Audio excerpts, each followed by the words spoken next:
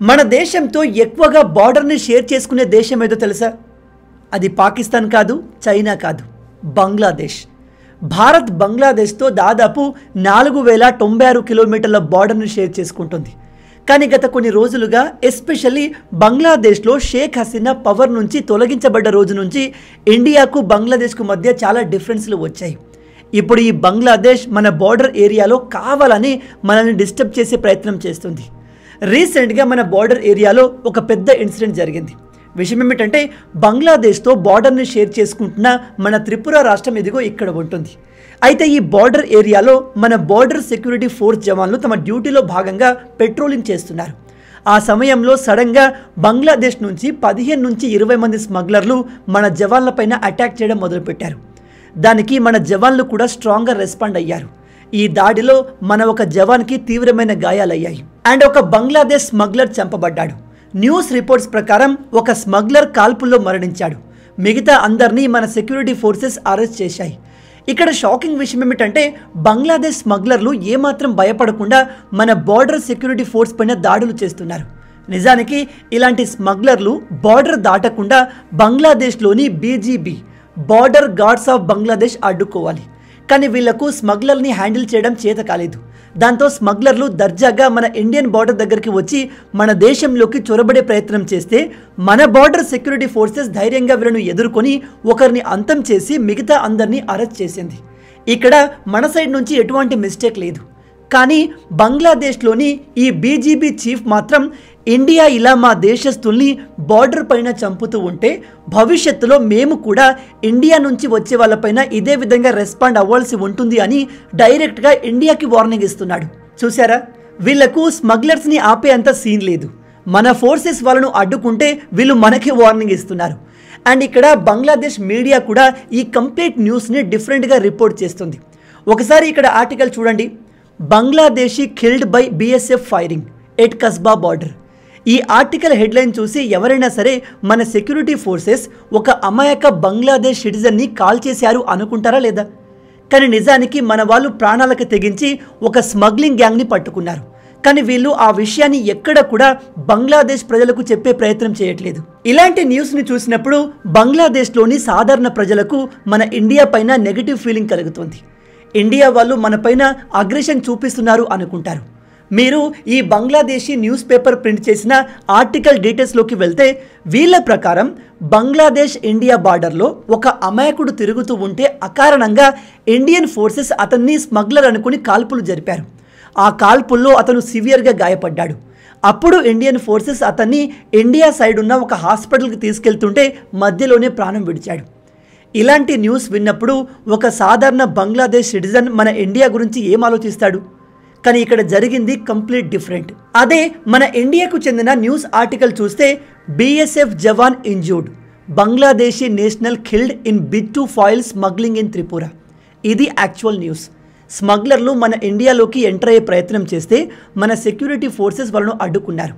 ఆ ప్రయత్నంలో మన ఒక జవాన్కి సివియర్గా గాయాలయ్యాయి అండ్ దాదాపు 20 మంది స్మగ్లర్లో ఒకడు చనిపోయాడు. కానీ బంగ్లాదేశ్ మీడియా వాళ్ళు వాళ్ళ దేశ ప్రజలకు ఈ స్టోరీ మొత్తాన్ని మార్చి ఇండియాను విలన్గా చూపించే ప్రయత్నం చేస్తున్నారు. ఈ విషయం పైన మన బార్డర్ సెక్యూరిటీ ఫోర్స్ కూడా ఒక స్టేట్మెంట్ని జారీ చేసింది. దాని ప్రకారం దాదాపు ఒక 20 మంది స్మగ్లర్లు బంగ్లాదేశ్ బార్డర్ నుంచి ఇండియాలోకి ఇల్లీగల్గా స్మగ్లింగ్ చేస్తున్నారు. అది గమనించిన మన జవాన్లు ముందు వాళ్ళకు వార్నింగ్ ఇచ్చారు, వాళ్ళు అక్కడి నుంచి పారిపోతారేమో అని.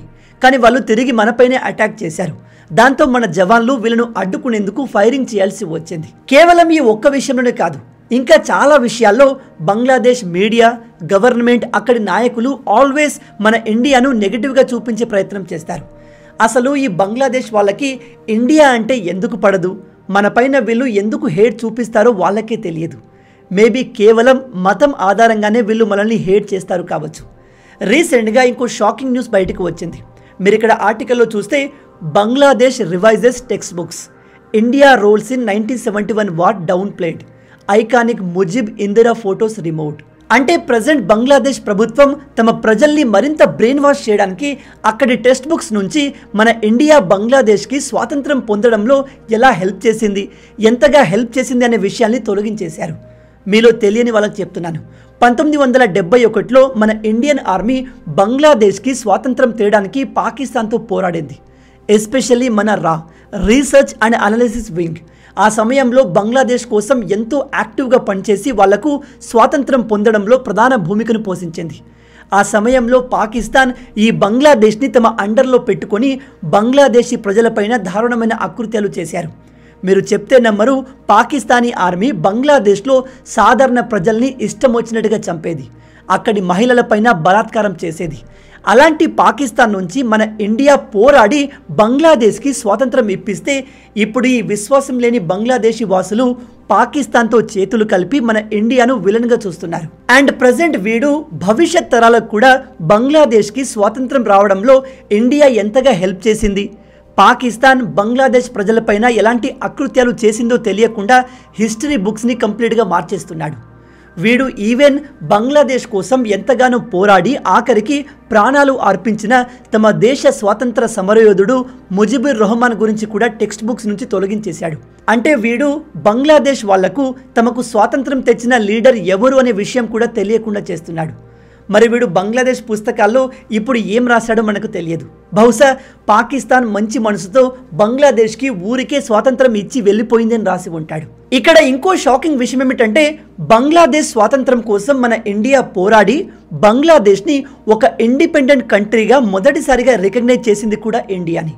మన చుట్టుపక్కల దేశాల్ని కూడా బంగ్లాదేశ్ని ఒక ఇండిపెండెంట్ కంట్రీ లాగా రికగ్నైజ్ చేయాల్సిందిగా మనం రిక్వెస్ట్ చేశాము. అలాంటిది వీడు ఇప్పుడు కొత్తగా ప్రింట్ చేస్తున్న హిస్టరీ బుక్స్లో బంగ్లాదేశ్ని ఇండిపెండెంట్ కంట్రీగా మొదటగా రికగ్నైజ్ చేసింది ఇండియా కాదు భూటాన్ అని రాయించాడు. నిజంగా కనీస విశ్వాసం లేని వాళ్ళకి ఎంత హెల్ప్ చేసినా వృధా. దానికి బెస్ట్ ఎగ్జాంపుల్ ఈ బంగ్లాదేశే. అలాగే మొన్నటి వరకు బంగ్లాదేశ్కి ప్రైమ్ మినిస్టర్గా ఉన్న షేక్ హసీనాకు సంబంధించిన ఏ ఇన్ఫర్మేషన్ కూడా వీళ్ళు తమ హిస్టరీ బుక్స్లో మెన్షన్ చేయట్లేదు. ఆమె గురించిన అన్ని విషయాలు తొలగించేశారు. ఈమెకు సంబంధించిన ఫోటో కానీ ఈవెన్ ఈమె పేరును కూడా ఆ దేశంలో కొత్తగా ప్రింట్ అవుతున్న టెక్స్ట్ బుక్స్లో ఎక్కడ మెన్షన్ చేయలేదు. భవిష్యత్తులో కూడా ఈ బంగ్లాదేశ్తో మనకు ఇంకా ప్రాబ్లమ్స్ పెరగబోతున్నాయి. బంగ్లాదేశ్ ప్రజెంట్ పాకిస్తాన్ లాగా ఒక రాడికల్ దేశంలాగా మారే ప్రయత్నంలో ఉంది. బంగ్లాదేశ్ స్మగ్లర్లు బార్డర్లో ఇలాంటి ప్రాబ్లమ్ని క్రియేట్ చేస్తూనే ఉంటారు. నిజానికి ఇందులో మన మిస్టేక్ కూడా ఉంది. బంగ్లాదేశ్కి మనకు 4090 కిలోమీటర్ల బార్డర్ ఉంది. ఇందులో దాదాపు 800 కిలోమీటర్లలో ప్రాపర్గా ఇంకా ఫెన్సింగ్ జరగలేదు. ఈ ఫెన్సింగ్ చేయని ప్రాంతంలో మన సెక్యూరిటీ ఫోర్సెస్ అంతగా ఉండవు. అందుకే ఆ దేశంలోని క్రిమినల్స్ ఉగ్రవాదులు మన దేశంలోకి ఈజీగా ఎంటర్ అయిపోతున్నారు. కాబట్టి మన ఇండియన్ గవర్నమెంట్ కూడా ప్రజెంట్ బంగ్లాదేశ్లో జరుగుతున్న పరిస్థితులను గమనించి యుద్ధ ప్రాతిపదికన బార్డర్ ఫెన్సింగ్ని కంప్లీట్ చేయాలి. ఎందుకంటే బంగ్లాదేశ్ ఒక రాడికల్ దేశంగా పాకిస్తాన్ లాగా ఉగ్రవాదుల్ని క్రియేట్ చేసే దేశంగా మారుతుంది. కాదు ఆల్రెడీ మారిపోయింది. మనం వీళ్ళ విషయంలో ఎంత అలర్ట్గా ఉంటే అంత మంచిది. అండ్ ఈ బంగ్లాదేశ్ పాకిస్తాన్తో డిఫెన్స్ కోఆపరేషన్ కూడా చేయబోతుంది. అంటే ఈ రెండు దేశాల ఆర్మీలు ఫ్యూచర్లో కలిసి పనిచేయబోతున్నాయి. బంగ్లాదేశ్ చైనా పాకిస్తాన్ నుంచి భారీ మొత్తంలో ఆయుధాలని పర్చేస్ చేయబోతుంది. వీళ్ళు వాడుతున్న కరెంటుకి డబ్బులు కట్టడానికి వీళ్ళ దగ్గర డబ్బులు లేవు. కానీ పాకిస్తాన్ నుంచి చైనా నుంచి ఆయుధాలు కొనడానికి రెడీ అవుతున్నారు. ఈ రెండు దేశాలు కలిస్తే ఖచ్చితంగా మన ఇండియానే టార్గెట్ చేస్తారు. మొత్తంగా వీడు బంగ్లాదేశ్ని కంప్లీట్గా నాశనం చేశాడు. ఆ విషయాన్ని అక్కడి ప్రజలు రియలైజ్ కాలేకపోతున్నారు. వీడు చేసిన లంగా పనులు భవిష్యత్తులో కూడా తెలియకుండా ఉండేందుకు అక్కడ టెక్స్ట్ బుక్స్లను కూడా వాడికి అనుకూలంగా రాయించుకుంటున్నాడు. ఇక బంగ్లాదేశ్ని మన ఇండియా ఏ విధంగా హ్యాండిల్ చేయబోతుంది అనే విషయానికి వస్తే ఇన్ని రోజులు బంగ్లాదేశ్ చేస్తున్న విషయాల్ని మన ఇండియా చాలా ఓపికగా సహిస్తూ వచ్చింది. కానీ మన సహనం నశించింది. రీసెంట్గా మన ఎక్స్టర్నల్ మినిస్టర్ జయశంకర్ గారు కూడా బంగ్లాదేశ్కి మీరు ఇండియాతో ఎటువంటి రిలేషన్ కావాలి అనుకుంటున్నారో డిసైడ్ అవ్వండి అని గట్టి వార్నింగ్ ఇచ్చారు. ఇక మాటలతో బంగ్లాదేశ్ వినేలా లేదు అని మన అజిత్ దోవల్ గారు రంగంలోకి దిగారు. ఆల్రెడీ ఈయన బంగ్లాదేశ్ బార్డర్లో మన సెక్యూరిటీ ఫోర్స్లో చాలా మార్పుల్ని చేశారు. అండ్ వెరీ సూన్ బంగ్లాదేశ్ పైన ఒక పెద్ద ఆపరేషన్ జరగబోతుంది. దాని గురించి మనం నెక్స్ట్ వీడియోలో డీటెయిల్గా డిస్కస్ చేద్దాం. మొత్తంగా ఇవి ఈ వీడియోకి సంబంధించిన పూర్తి విషయాలు. ప్రజెంట్ బంగ్లాదేశ్ గురించి, బంగ్లాదేశ్లో ఉన్న గవర్నమెంట్ గురించి మీరేమనుకుంటున్నారు? బంగ్లాదేశ్ని మన ఇండియా అన్ని వైపులా చుట్టుముట్టి ఉంది. మనం తలుచుకుంటే బంగ్లాదేశ్ని నాశనం చేయడం పెద్ద విషయం కూడా కాదు. అయినా కూడా వీళ్ళు కావాలనే మన ఇండియాని పదే పదే రెచ్చగొడుతున్నారు. ఇలాంటి దేశాన్ని మన ఇండియా ఎలా హ్యాండిల్ చేస్తే బాగుంటుంది? బంగ్లాదేశ్ పాకిస్తాన్తో చేతులు కలపడాన్ని మీరు ఎలా చూస్తారు? అసలు బంగ్లాదేశ్ వాళ్ళు మన ఇండియన్స్ని ఎందుకు హేట్ చేస్తారు? మీ ఆలోచనల్ని కింద కామెంట్లో చెప్పండి. మొత్తంగా ఇవే ఈ వీడియోకి సంబంధించిన పూర్తి విషయాలు. ఈ వీడియో మీకు నచ్చింది అనుకుంటున్నాను. నచ్చితే అలా ఊరికే చూసి వెళ్ళిపోకుండా వీడియోని లైక్ చేయండి. ఈ వీడియో కింద మీకు ఇచ్చే లైక్స్ టార్గెట్ 5000 లైక్స్. చాలా ఈజీ, సింపుల్గా చేసేయండి. అండ్ ఇలాంటి మరిన్ని ఇంట్రెస్టింగ్ వీడియోస్ కోసం మన ఛానల్ని సబ్స్క్రైబ్ చేసి మమ్మల్ని సపోర్ట్ చేయొచ్చు కదా. ఇది మీకు కంప్లీట్లీ ఫ్రీ, కానీ మీరు చేసే ప్రతి ఒక్క లైక్ అండ్ సబ్స్క్రిప్షన్ మాకు మరిన్ని వీడియోస్ చేయడానికి ఒక మోటివేషన్లా ఉంటుంది. కాబట్టి వీడియోని లైక్ చేసి ఛానల్ని సబ్స్క్రైబ్ చేయడం మర్చిపోవద్దు. రాబోయే వీడియోలో ఇంకో ఇంట్రెస్టింగ్ టాపిక్తో మళ్ళీ కలుద్దాం. అంటిల్ దెన్, జై హింద్.